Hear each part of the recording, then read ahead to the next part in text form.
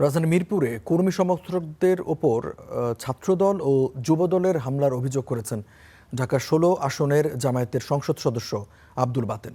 ঘটনার সময় পুলিশের ভূমিকাও প্রশ্নবিদ্ধ ছিল বলে দাবি তার। শুক্রবার রাতে মিরপুরে এক সংবাদ সম্মেলনে তিনি এই অভিযোগ করেন। বলেন, ভোটের পর থেকেই পরাজিত প্রতিপক্ষ প্রতিহিংসা পরায়ণ হয়ে বারবার তার উপর হামলা করছে।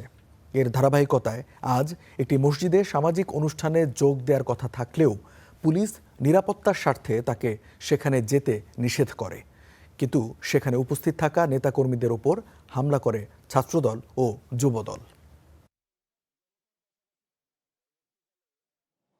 আবার রমজান মাসে নির্বাচিত একজন সংসদ সদস্য গত 12ই ফেব্রুয়ারি নির্বাচনের পর এই টবলকে গিয়েছিলাম। সেদিনও আমার উপরে আক্রমণ হয়েছিল, সেদিনও ঢিলছড়া হয়েছিল। মল্লিকা মসজিদে আমি আসর নামাজ পড়তে গিয়েছিলাম, সেখানেও আমাকে আটকায় রাখা হয় প্রায় 1 ঘন্টা।